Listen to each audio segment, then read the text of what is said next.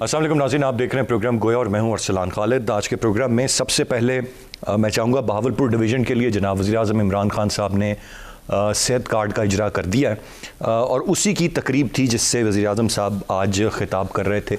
एक तो एक दरख्वास्त दायर की गई थी कि उस दरख्वास्त को एतराज़ात लगाकर वापस कर दिया गया। वो जो सुप्रीम कोर्ट बार की तरफ से दरख्वास्त थी और उसमें जो ताहयात नाअहली है उस पर सवाल उठाया गया था। अब जब ये गो आज इमरान खान साहब ने बड़ी आगाज़ में ही अपने ख़िताब के इस सारे मामले पर भी तनकीद की, उनका जेलें भी खोल दें, फिर आसान हल ये है। लेकिन इस वक्त वो जब दरख्वास्त एतराज़ लगा कर मुस्तरद हो गई है, वापस हो गई है, तो फिर उसकी कोई वक़्त फ़िल वक्त रह नहीं जाती। मैं जो सेहत कार्ड का इजरा है, मैं चाहूँगा इसको हुकूमत अपना बड़ा फ्लैगशिप प्रोग्राम ले रही है। इसकी बड़ी तशहीर की जा रही है। हम PSL के मैचेस में भी देख रहे हैं, वहाँ तक भी इसकी तशहीर हुकूमत कर रही है और बाकी हर जगह पर भी। और बार बार इमरान खान साहब भी कहते हैं कि मैं फ़लाई रियासत पाकिस्तान को बनाना चाहता हूँ। 18 साल की उम्र में मैंने बरतानिया को बतौर फ़लाई रियासत देखा था जहाँ इलाज मुफ्त होता था, और यहाँ पर भी अब ये बहुत बड़ा कारनामा है जो हम कर रहे हैं। एक तो बहुत से लोगों का ये मानना है कि ये सेहत कार्ड माजी की हुकूमत में भी इस तरह की चीज़ें सामने आई थी, आया ये उसकी कॉन्टीन्यूटी है। फिर बहुत सारे इबाम और सवालात हैं। क्लैरिटी इस सेहत कार्ड के मामले को लेकर किसी को भी नहीं है। अगर वेबसाइट पर भी जाकर देखा जाए तो बहुत सारी चीज़ों में कन्फ्यूजन है। एक तो कहा गया कि 10 लाख रुपए तक का इलाज सालाना करवाया जा सकता है। अब आया ये हर शख्स के लिए या एक फ़र्द जो ख़ानदान का सरबराह है ये उसके लिए, there is no clarity in it. फिर उसके बाद कहा जा रहा है कि 50,000 रुपये तक, कहीं पे ये बताया जाता है कि 50,000 रुपये तक नज़ला ज़ुकाम खांसी इसके इलाज मौलजे के लिए है। फिर कुछ दीगर मामलात हैं और उसका कुछ ब्रेक डाउन है जो किया गया है। दूसरी जानिब कहा गया कि 4 लाख तक का इलाज है जो वो करवाया जा सकता है, जबकि अमराज़े कल्ब या इस तरह का कोई और सीरियस मसला हो तो बाकी 6 लाख उसके लिए मुख्तस हैं और उसके लिए दरख्वास्त दे के अप्रूव करवा कर फिर ये सारी चीज़ें करनी होंगी। जो इंतहाई अहम ज़रूरी चीज़ है वो ये कि इस वक्त हम देख रहे हैं कि दूर अफ्तादा इलाकों में, बहुत सारे इलाकों में सहूलियात ही मुयसर नहीं है। सरकारी अस्पताल हैं तो उनमें डॉक्टर्स नहीं हैं, सरकारी अस्पताल और डॉक्टर्स हैं तो उनकी कैपेसिटी नहीं है, सीरियस अमराज की तशख़ीस मुमकिन नहीं है, उसका इलाज तो होना बहुत दूर की बात है। फिर दूर अफ्तादा इलाकों में जाना पड़ता है। फिर अगर एक बड़ा आम सवाल यह है कि किसी की कोई पेचीदगी है, कोई सिचुएशन इस तरह की है, तो वो दरख्वास्त देगा, उस दरख्वास्त को अप्रूव करवाएगा। आया इतना वक्त उसका जो मर्ज़ है वो उसे दे पाएगा या नहीं दे पाएगा? ये एक अजीब इबाम है। और ये जो एक फ़ौज ज़फ़र मौज इस वक्त हुकूमती तर्जुमानों और वज़रा की है, जो आकर एक शहजाद अकबर साहब थे जो रुखसत हो गए, वो भी हमें बड़ी लंबी चौड़ी कहानियाँ टीटियों की और कहाँ से कौन से पैसे आए ज़ुबानी कलामी सुनाते हैं। अब एक PhD किए हुए साहब भी इनके तर्जुमानों में हैं जो मुख्तलिफ चैनल्स पर बैठ कर लड़ाई कर रहे होते हैं। क्या ये मुमकिन नहीं है कि कोई एक शख्स या वजारत सेहत से कोई एक शख्स एक पूरी प्रेजेंटेशन बनाकर मीडिया के साथ शेयर करे और मीडिया के ज़रिए वो आम आवाम तक पहुँचे ताकि मुकम्मल क्लैरिटी आ जाए और कोई अगर सवाल हैं तो वो भी वापस पहुँचें मौजूदा हुकूमत तक, मुतलका वजारत तक, और फिर उन पर भी जवाबात मिल जाएँ ताकि हर शख्स को पता लग जाए कि आप ये जो 10 लाख रुपया हमें दे रहे हैं इलाज के लिए, ये किस तरीके से हमें मिल रहा है और इसको किस तरीके से हमने इस्तेमाल करना। ये नहीं बताया जा रहा। बड़ी बड़ी तकारीब होती हैं और उनमें इजरा कर दिया जाता है, जी आज बहावलपुर के लिए हो गया, KP के लिए हो गया। और ये मैं वाज़े करता चलूँ, यहाँ पर ये इंश्योरेंस का निज़ाम है, उस पर भी बहुत सवालात हैं। और फिर अपग्रेडेशन अस्पतालों की, डॉक्टर्स का मौजूद होना, ये तमाम तर चीज़ों पर कोई काम नहीं किया गया है, उसका कोई इंफ्रास्ट्रक्चर बिल्टअप नहीं किया गया। और अगर आप सरकारी अस्पतालों के बजाय निजी अस्पतालों को भी साथ दाखिल करते हैं तो यहाँ तक भी बात आ रही है कि कुछ जगहों पर जहाँ ये काम कर रहा है, निजी अस्पताल ऑन बोर्ड हैं, वहाँ पर बेतहाशा करप्शन हो रही है और आगे मज़ीद करप्शन होने के चांसेस हैं। हर आदमी, अस्पताल अपनी अपनी जगह पे करप्शन कर रहा हूँ, तो आप उस पर चेक एंड बैलेंस कैसे रखेंगे कि आया किसी ने कितना इलाज करवाया, कितने पैसे बने, कितने की रसीद कटी, किसको गई।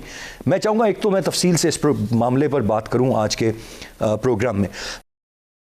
इसके साथ साथ वज़ीर-ए-आज़म साहब ने दीगर बातें भी बहुत सारी की हैं। उन्होंने अपनी जो अचीवमेंट्स हैं उनके बारे में बताया कि किस तरह से शरह नमू, ब्लूमबर्ग एंड वॉट नॉट, क्या क्या इशारिये हमारे बारे में पॉजिटिव चीज़ें बता रहे हैं। एक ये मामला है। दूसरा, रिकॉर्ड महंगाई जनवरी के महीने में, या आज की खबर है, मतलब रिकॉर्ड महंगाई रही, कुछ फ़ीसद, 12% से भी ज़्यादा। तो ये तमाम तर रियलिटीज़ हैं। और फिर साथ साथ जो एक मामला इस वक्त सेनेट का चल रहा है, मैं चाहूँगा अगर हम उसको भी टच बेस कर लें। गेस्ट पार्टिसिपेंट्स का तारुफ कराता चलूँ। प्रोग्राम में मैं ज्वाइन कर रहे हैं ब्रिगेडियर रिटायर्ड साद मोहम्मद साहब, सीनियर तज्जियाकार हैं। आमिर इलियास राना साहब सीनियर सहाफ़ी हैं, सीनियर तज्जियाकार हैं, हमारे साथ प्रोग्राम में मौजूद हैं। जैगम खान साहब सीनियर तज्जियाकार हैं, उन्होंने भी हमें प्रोग्राम में ज्वाइन किया। वेलकम कहूँगा तीनों मौजूद मेहमानों को। मैं ब्रिगेड साहब आपसे जानना चाहूँगा, being a citizen of Pakistan, मैं यकीनन हमें से nobody is technical on the matter, being a citizen of Pakistan, और आप एक तज्जियाकार हैं, अखबार पढ़ते हैं, टीवी देखते हैं, ये फ्लैगशिप प्रोग्राम है, क्या कोई क्लैरिटी आपको है कि ये काम कैसे करेगा, या बिल्कुल जितना बस बताया जा रहा है उतना ही और हमारे पास कोई किसी के पास तफसील नहीं है? देखिए जी, पर से it's a very good idea कि आप एक इंश्योरेंस कवर दे रहे हैं पाकिस्तान के तमाम जो लोग हैं, और ताकि वो अपना जो एक बहुत सीरियस एक हमारे मुल्क में एक मसला है, और वो ये है कि लोग अपना इलाज मुआवजा नहीं करा सकते हैं, इतना महंगा हो गया है, और सरकारी अस्पताल जो हैं वो ये अपनी कैपेसिटी नहीं रखते हैं कि वो इस किस्म का इलाज करें। तो आपने ये इस किस्म के कार्ड इंट्रोड्यूस किए। मुझे तो खुद बजाते खुद मुझे ज़ाती तौर पे बहुत कन्फ्यूजन है कि ये है क्या, इसको मैं इस्तेमाल कैसे करूंगा, कहाँ से लूँगा इसको मैं, और इसको मैं इस्तेमाल कर सकूँगा। मेरे मुलाजिम वगैरह भी हैं, उनको भी अभी तक कोई पता नहीं है कि इसको कैसे हासिल किया जाए, किधर जाया जाए। उनमें से कुछ उनकी फैमिली मेम्बर्स जो हैं वो हार्ट के प्रॉब्लम्स भी हैं, उनको नहीं पता है कि इसको किस तरह इस्तेमाल किया जाए और किस तरह इससे इस्तेफादा किया जाए। तो जब तक ये कन्फ्यूजन रहेगी तो इसका मुझे समझ नहीं आती। लेकिन बात यह है कि इसके अंदर दो एक बड़े प्रॉब्लम्स मुझे नजर आ रहे हैं। एक तो ये है कि जहां पर एजुकेशन लेवल इतना लो हो, समझे ना इस किसी चीज को। दूसरी बात है गुर्बत जो हमारे मुल्क में इस वक्त है, और आप इतने हद तक पहुंच गए कि मैं उस दिन लाहौर में देख रहा था कि कोई मुफ्त खाना तकसीम कर रहा था, तो बड़े मैंने महज़ब किस्म के लोग देखे वहां पर, जो वहां पर रुके और वो जो पैकेज था वो वहां से उठा रहे थे उसको। इसका मतलब है कि वो इस किस्म के जो डोल्स हैं या इस किस्म की जो खैरात है, अभी हम काफी जो सफेद पोश लोग जो है वो भी इसके लिए तैयार हो गए हैं कि वो खैरात पे रहना उनको कोई मायूब नजर नहीं आता है। तो उसमें यह है कि ये क्या गारंटी है कि ये निजी अस्पतालों के साथ मिलके कोई माफियाज बन जाएंगे। एक माफिया है जो इसको फॉर्म 1 होते थे, जिसमें मुझे नहीं पता कि वो अभी चल रहा है कि नहीं, पहले जब मैं बाहर था तो वो चल रहा था। जब वापस आते थे तो वो आपसे एक फॉर्म 1 के ऊपर जो माफिया होता था वो दस्तखत करा लेता था, और उसके अंदर वो फॉरेन एक्सचेंज एंटर कर देते थे कि जी मैं इतना $300, $400, $500 मैं पाकिस्तान के अंदर लेके आ गया, और उसी को फिर वो ड्यूटी फ्री शॉप्स में इस्तेमाल करते थे, और वहां सामान निकाल के बाजार में ड्यूटी फ्री उसके ऊपर अपना मुनाफा लगा के बाजार में बेचते थे। तो मुझे क्या गारंटी है कि इस माफियाज ना अभी आ जाए और वो मेरे पास आ जाए, मुझे कहें कि जी ये ऐसे करें कि आप 2 लाख रुपए निकलवाते हैं, लाख आपका लाख मेरा, और उसके बाद कार्रवाई डाल देते हैं। तो ये इस किस्म का। दूसरी बात यह है कि आप वजीरिस्तान के इंटीरियर में ये कार्ड कैसे चलेगा, उस आदमी का क्या है।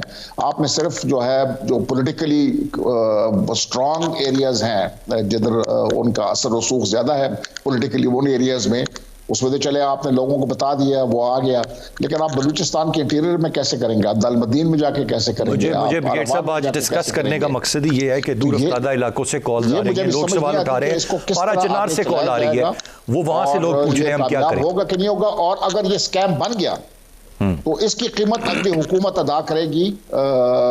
ये बहुत बड़ा स्कैम मुझे नजर आ रहा है कि ये आगे बनने का इसमें पोटेंशियल है। बिल्कुल सही सर, पॉइंट वेल टेकन। गुफ्तगू का सिलसिला जारी है, एक ब्रेक की जाने बढ़ेंगे, ब्रेक से वापस आकर मजीद बात करते हैं, साथ रहिएगा।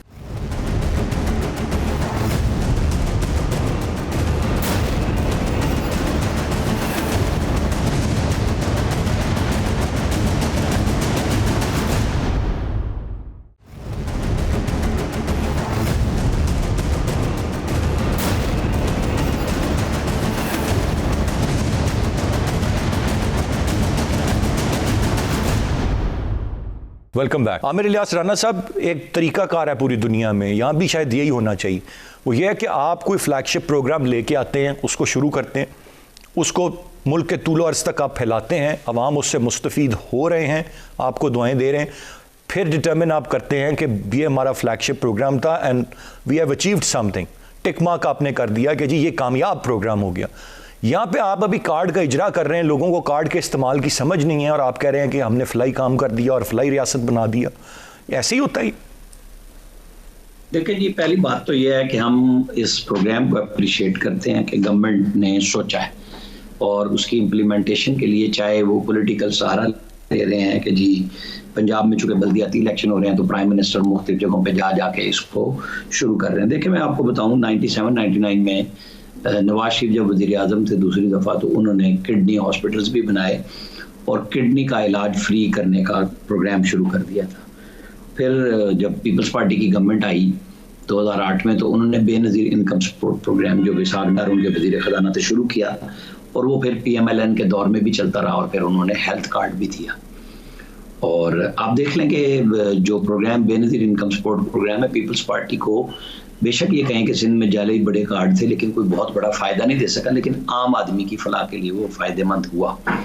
फिर इसी तरह जब हेल्थ कार्ड दिया गया तो उसके ऊपर किसी पार्टी का वो नहीं था, अब तो बाकायदा पार्टी का भी है और उस पर वो जो पीछे साकिब निसार साहब हर पार्टी के नाम के ऊपर चढ़ जाते थे और तशहीर भी जबकि सियासी जमातों को अपने 5 साल की कारकर्दगी जो है वो तशहीर करके दिखानी होती है और बतानी होती है, उसको भी रोक दिया था उन्होंने।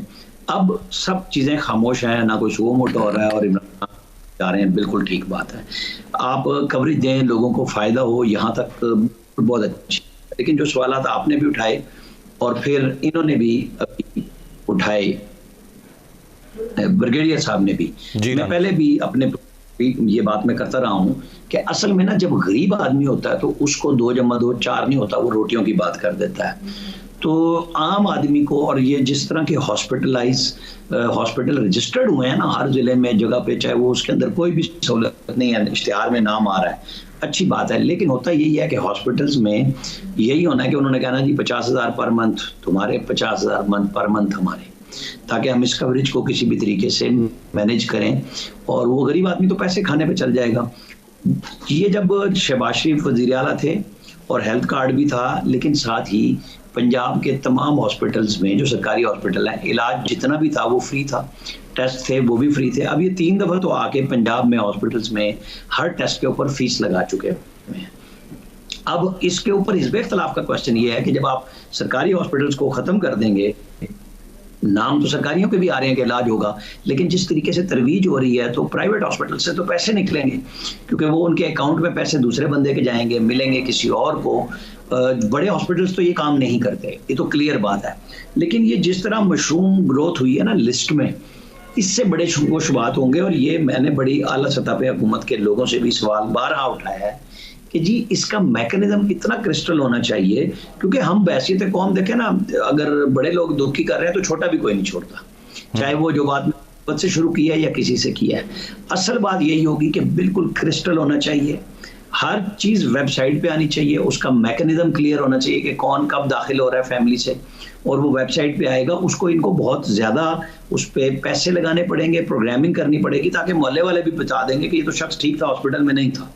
तो हम सब एक दूसरे का पहरा देंगे, क्योंकि एक बहुत बड़ी रकम जो गवर्नमेंट इंश्योरेंस कंपनी को पे करने जा रही है वो बहुत बड़ी रकम है पर खानदान जो देनी है। प्रीमियम अरबों रुपए का सालाना होगा जी जी, तो वो भी तो दे रही है ना, और वो कर्जे लेके दे रही है। तो इसके ऊपर जांच पड़ताल बड़ी सख्त होनी चाहिए, सही होनी चाहिए। अगर ये प्रोग्राम अच्छा होगा, चल भी जाएगा और फायदा हर तरह से होगा, दीन दुनिया के हवाले से भी, गवर्नमेंट को पॉलिटिकल फायदा भी होगा। लेकिन जिस तरीके से अभी चल रहा है मुझे लगता नहीं है कि इस तरह ये कामयाब हो सकेगा।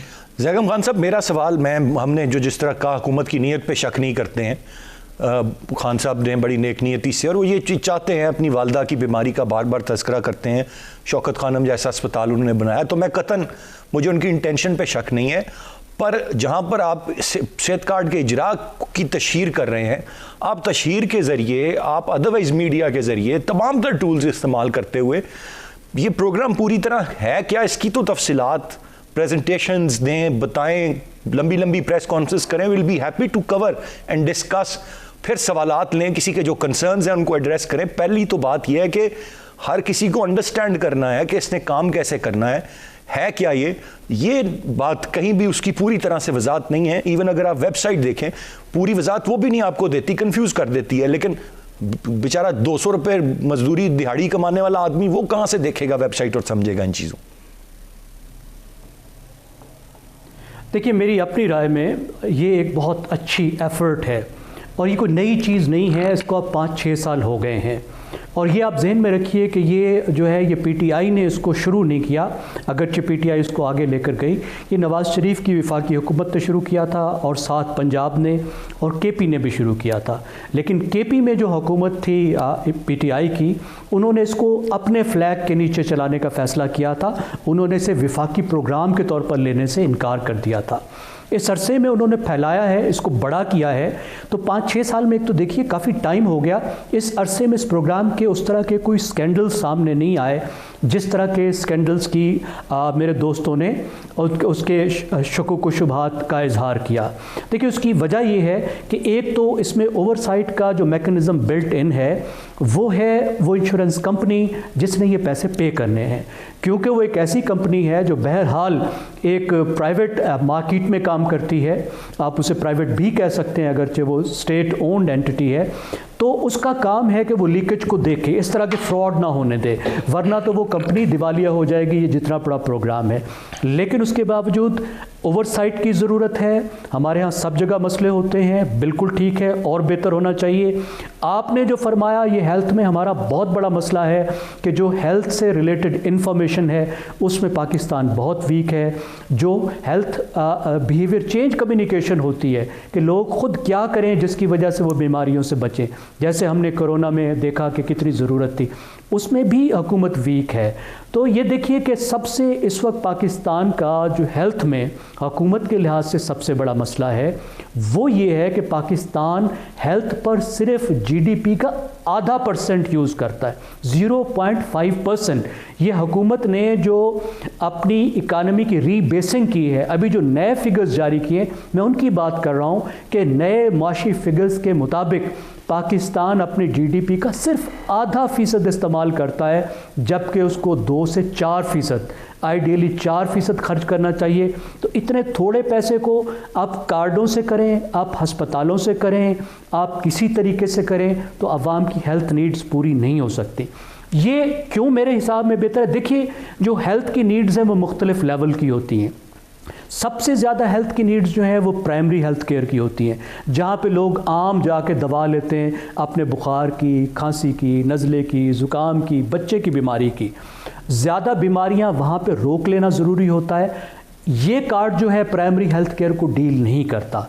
इस कार्ड को ले जाकर अपने आप को आप डॉक्टर से चेक नहीं करा सकते, दवा नहीं ले सकते। ये उस वक्त आपको हेल्प करता है जब आपने अस्पताल में दाखिल होना होता है, कोई सर्जरी करानी होती है। लेकिन वो भी बहुत अहम है। क्यों अहम है? इस वजह से अहम है कि पाकिस्तान का फोकस ज़्यादा टर्शरी हेल्थ केयर पर रहा है, यानी आपने वो ज़्यादा बड़े बड़े अस्पताल वही बनाए हैं सरकारी जहाँ पे यही काम होता है। ठीक है, ज़ैन खान साहब, आपका पॉइंट आ गया सर। एक बात मुझे जी एक बात ऐड करने दीजिए मुझे। होता ये था कि वहाँ पे गरीब को जगह नहीं मिलती थी, जो पुरअसर सफारिश करता था उसको मिलती थी। तो ये कार्ड उसको एक किसी ना किसी हद तक कवर करता है कि गरीब आदमी भी जाकर जो है वो टर्शरी हेल्थ की फैसिलिटी ले सकता है। आपकी बात बजा पर जो गरीब आदमी हैं, जो इत्तलात हम तक मौसूल हो रही हैं, जो वो सवालात कर रहे हैं, उनको शायद कोई बहुत बेनिफिट अपरेंटली नज़र नहीं आ रहा है। मेरे ख्याल से वो जो एक गैप है जहाँ पर एड्रेस किया जाए, और मेरी जो बात थी कि समझाया जाए, शायद अगर कहीं समझने में कमी है, और जहाँ पर अपग्रेडेशन ही नहीं है अस्पतालों की, अस्पताल ही नहीं है, अस्पतालों में डॉक्टर ही नहीं है, वो इस सेहत कार्ड को किधर ले जाके किस अस्पताल में इस्तेमाल करेंगे दूर अफ्तादा इलाकों में, ये एक मसला है। लेट्स होप कि जी ये बात पहुंचे। देखिए 0.5% पे क्या हो सकता है। बिल्कुल सही सर। गुफ्तगू का सिलसिला जारी है, एक ब्रेक की जानिब बढ़ेंगे, ब्रेक से वापस आकर मजीद बात करते हैं, साथ रहिएगा।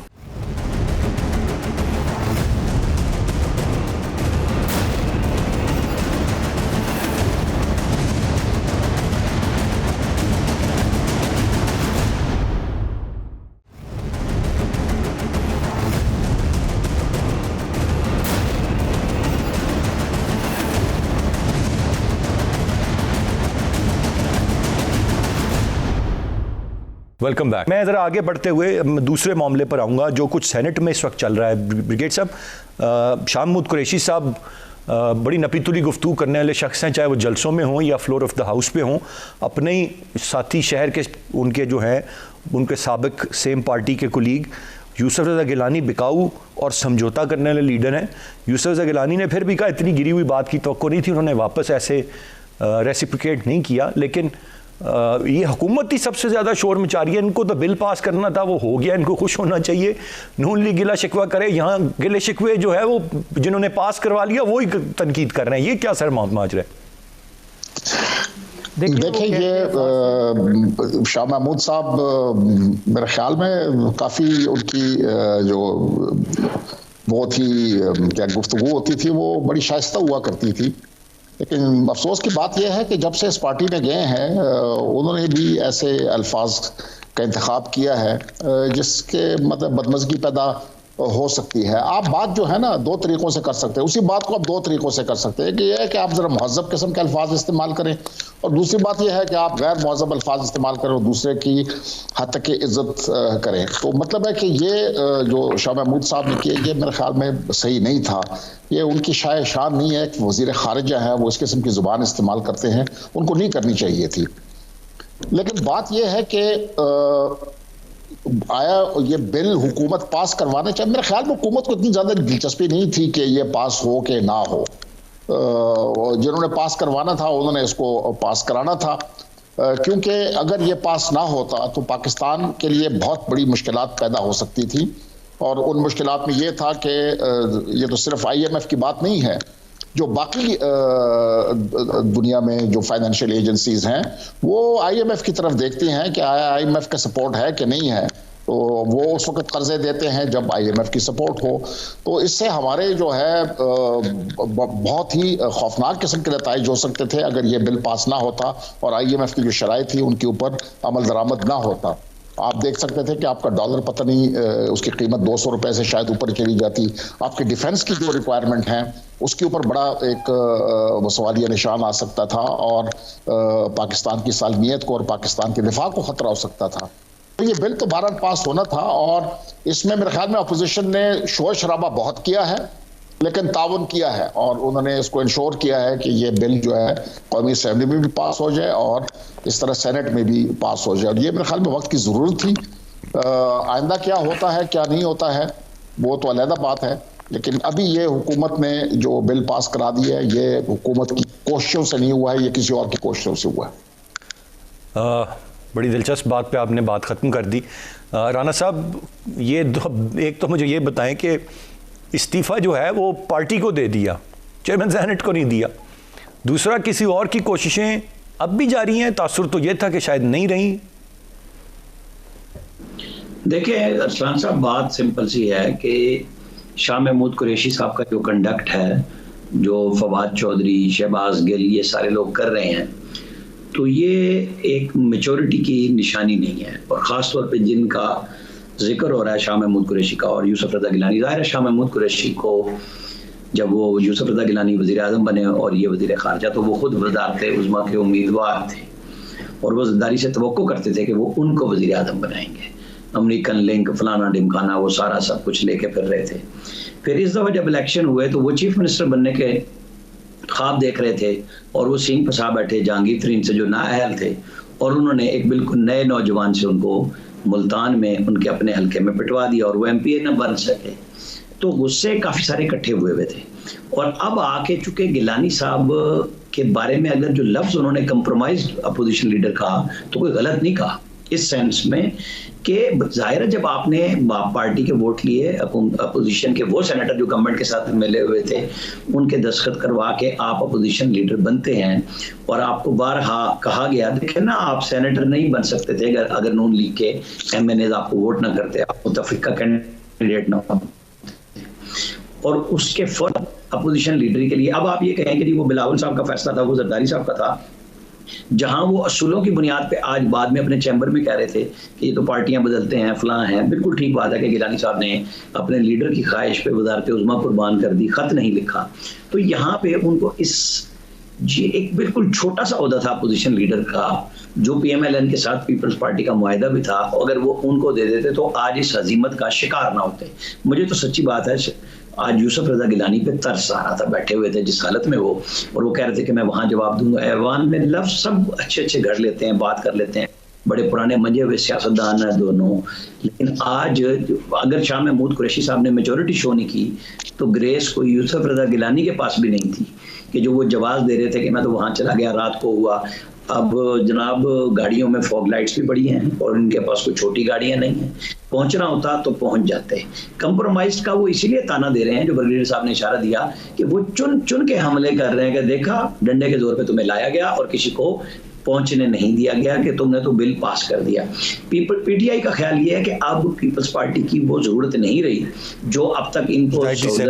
मैं जरा क्विकली ज़ैगम खान साहब का भी पॉइंट ले लूं। ज़ैगम खान साहब, आपकी क्या राय है, आप कैसे इस मामले को देख रहे हैं? और दिलचस्प एंगल तो मुझे यही है कि मतलब एक तो हुकूमत ने अपना काम भी करवा लिया और फिर शाह महमूद कुरैशी साहब भी तनकीद भी उन पर करें। इस सबसे दिलचस्प बात तो ये है कि देखिए, ये हुकूमत के लिए कोई क्रेडिट की बात नहीं है। ये जो कानून है ये हुकूमत के गले का तौक है। ये एक ऐसी चीज़ है जो कामयाब होने के बावजूद जिसको अपोजिशन बड़ी इफ़ेक्टिवली हुकूमत के ख़िलाफ़ इस्तेमाल कर सकती थी। आप ज़रा तसव्वुर कीजिए, हम सारी ज़िंदगी सॉवरेनिटी की बात करते हैं। सबसे बड़ी सॉवरेनिटी आपकी कानून साजी होती है। अगर आप अपनी मर्ज़ी से कानून साजी नहीं कर सकते तो फिर आप मुल्क में कर क्या सकते हैं? आप म्यूनसिपलिटी का काम कर सकते हैं, आप सफाइयाँ कर सकते हैं, आप अपने लॉन्स को पानी पिला सकते हैं। मुल्क की सॉवरेनिटी का नुमाइंदगी उसकी पार्लियामेंट में होती है और पार्लियामेंट की कानून साजी से होती है। अगर एक लिखा लिखाया कानून जिसको आपने कमेटी में डिस्कस भी नहीं किया, जिस तरीके से कोई डिक्टेटर कानून लाता है कि जो प्रोसीजर था उसको भी सेट असाइड करके जो कुछ आईएमएफ ने कहा आप उसने पास करके आपने एक इंडिपेंडेंट अदारा बना दिया स्टेट बैंक को, तो इसमें सॉवरेनिटी किधर रह गई? ये तो बहुत बड़ी हजीमत है। और हजीमत के पीछे ये हकीकत है कि 3.5 साल 4 साल में हुकूमत मईशत को संभालने में बुरी तरह नाकाम हुई है। और आईएमएफ के प्रोग्राम में जाने के बाद 2-2.5 साल बाद जब हर हुकूमत बाहर निकल रही होती थी, बस्ट के साइकिल से निकलकर बूम की तरफ जा रही होती थी, आईएमएफ से जान छुड़ा चुकी होती थी, उस वक्त ये हुकूमत दोबारा से आईएमएफ के चंगल में जा रही है, बस्ट से बस्ट की तरफ जा रही है। और उसी चीज़ को काउंटर करने के लिए हुकूमत ने यह तरीका अख्तियार किया कि उन्होंने अपोजिशन पर अटैक लॉन्च कर दिया ताकि हम ये गुफ्तगू करें, कानून पर हम गुफ्तगू ही ना करें कि पाकिस्तान में हो क्या गया है, हमारे साथ कितना बड़ा हाथ हो गया है, कितनी बड़ी सितम ज़रीफ़ी हो गई है, पाकिस्तान के लिए कितनी ज़िल्लत और रुसवाई की बात है, आपके मेरे लिए कितनी शर्मिंदगी की बात है। बाकी मैं दोनों अपने सीनियर कोलीग से इत्तफाक करता हूँ, दोनों के पास कोई सेविंग ग्रेस नहीं है। गिलानी साहब का एक शानदार करियर है, आप उनको देखिए एज ए स्पीकर कितने इंडिपेंडेंट वो स्पीकर रहे, किस तरीके से वो पार्टी के एक रुकन बनकर सामने नहीं आए जिस तरीके से असद कैसर साहब आए हैं, बल्कि जिस तरह बेहतरीन पार्लिमानी इक़दार है उसके वो स्पीकर रहे। उसके बाद वज़ीर आज़म के तौर पर भी उन्होंने अपना ग्रेस बरकरार रखा और अपोजिशन के साथ उस तरह नहीं किया जिस तरह अब हो रहा है। लेकिन अब आके देखिए कि एक छोटे से ओहदे की खातिर किस तरह की उनको तजलील बर्दाश्त करनी पड़ रही है। और क्या ऐसा ही है, it is quite unfortunate. Zaigham Khan साहब, आपका पॉइंट आ गया sir, I am running out of time. तीनों रिस्पेक्टेबल गेस्ट का बहुत बहुत शुक्रिया। आज के प्रोग्राम से इतना ही। अरसलान खालिद को इजाज़त दीजिए, अल्लाह ने के पास।